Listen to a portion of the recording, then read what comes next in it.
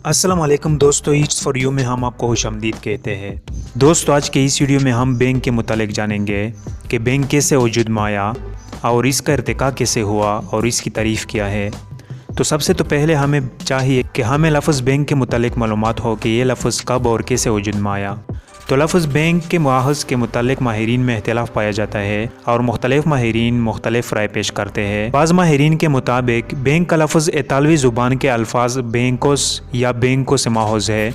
इन मुख्तलिफ़ अल्फाज के मानी बेंच के है। इन माहिरीन के मुताबिक बैंकरप्ट और ब्रोक के अल्फाज भी इतालवी ज़ुबान के अल्फाज बैंका और रोटा से आगाज़ किए गए हैं। कदीम ज़माने में इटली के यहूदी सौदागर ज़र का लेन देन करने के लिए बेंच इस्तेमाल करते थे। जब किसी सौदागर को कारोबार में नुकसान होता था और वो अपने वाजिबात अदा न कर सकते थे तो कर्जवा इसका बेंच तोड़ देते थे। गोया ये सौदागर दिवालिया यानी कि बैंकरप्ट हो जाता था। दोस्तों, जैसा कि हम जानते हैं कि आजकल भी जब बैंक दिवालिया हो जाता है तो उसे बैंकरप्ट ही कहा जाता है। बाज़ माहिरीन के मुताबिक लफ्ज़ बैंक फ्रांसीसी ज़ुबान के लफ्ज़ बैंको या बैंक का से अख़ज़ किया गया है।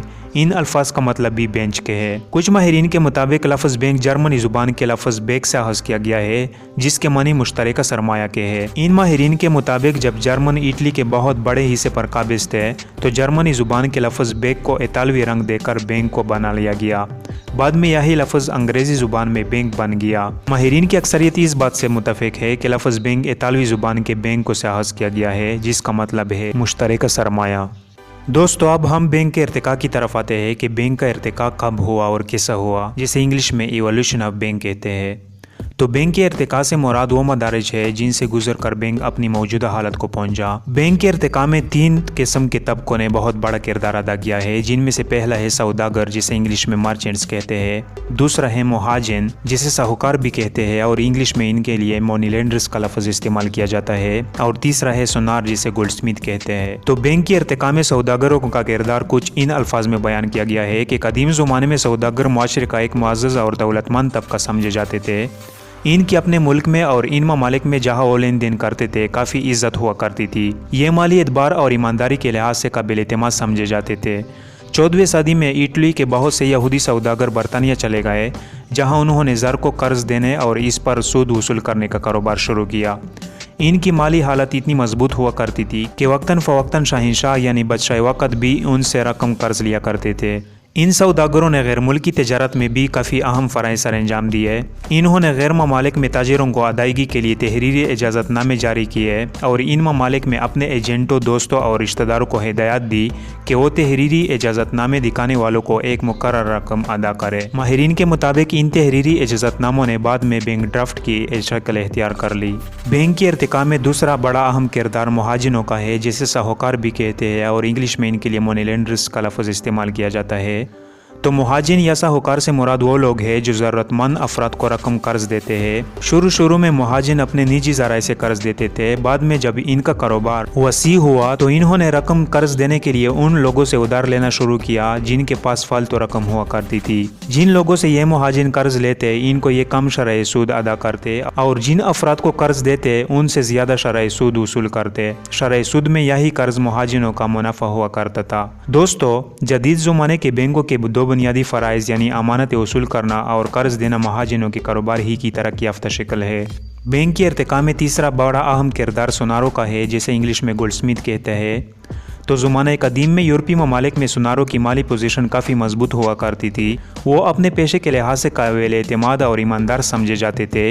इनके पास कीमती अशिया और ज़र को महफूज करने के लिए मजबूत संदूक और बेहतर इंतजाम हुआ करते थे। इसलिए दौलतमंद लोगों ने अपनी कीमती अशिया मसलन सोना, चांदी और ज़र वगैरह को चोरी और डाकाजानी से बचाने के लिए सुनारों के पास जमा कराना शुरू कर दिया।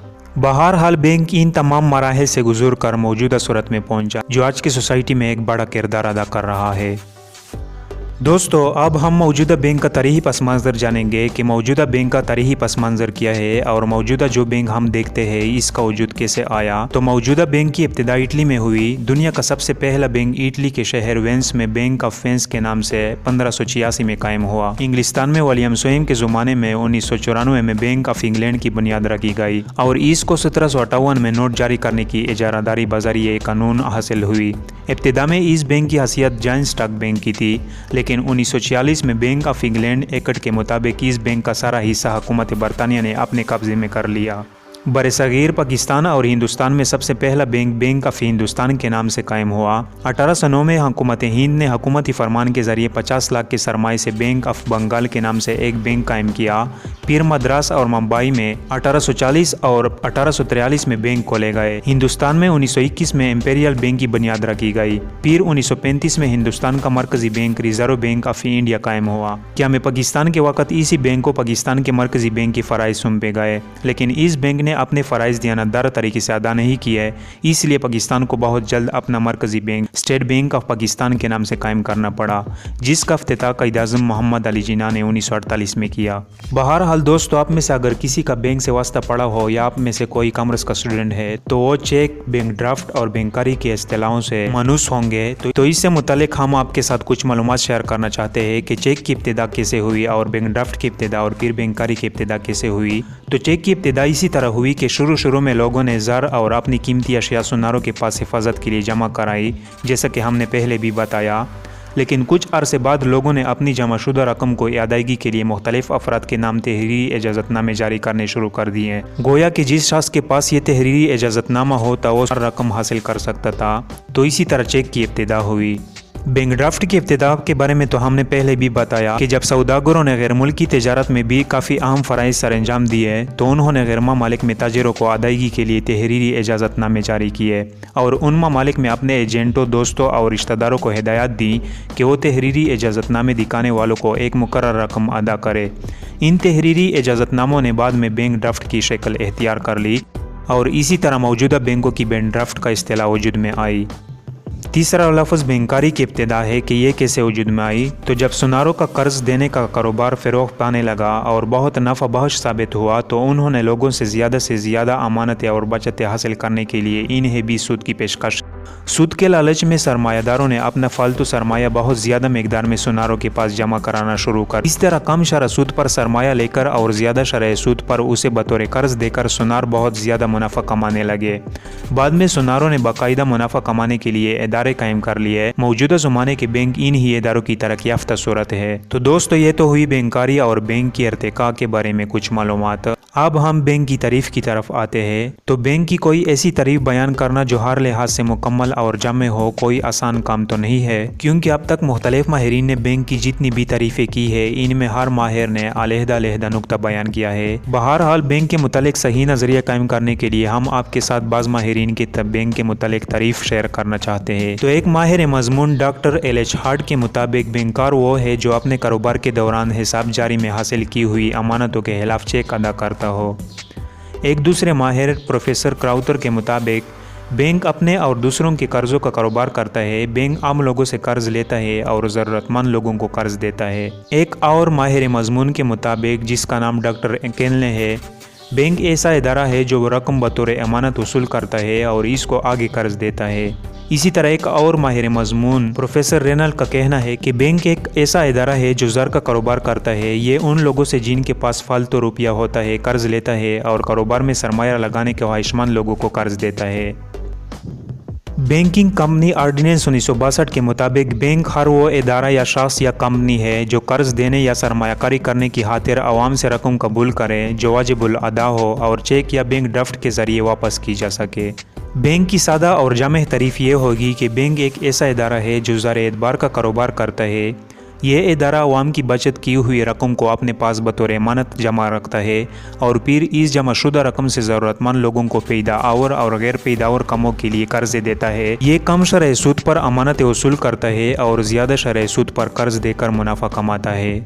दोस्तों, इस तारीफ़ की वजाहत एक मिसाल से की जा सकती है। फॉर एग्ज़ाम्पल, एक बैंक है जो एक शख्स से 1000 रुपये कर्ज लेता है और इस 1000 के कर्ज पर वो इस शख्स को 200 रुपये सूद देता है।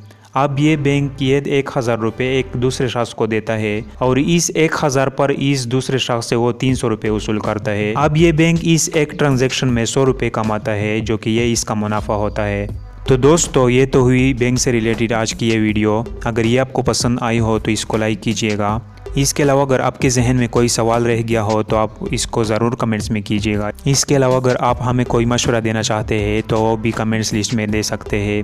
اور اگر ابھی تک آپ نے ہمارے اس چینل کو سبسکرائب نہیں کیا ہے تو ہمارے چینل کو سبسکرائب کیجیے گا تاکہ نئی آنے والی ویڈیوز کی نوٹیفیکیشن آپ کو پہنچ سکے۔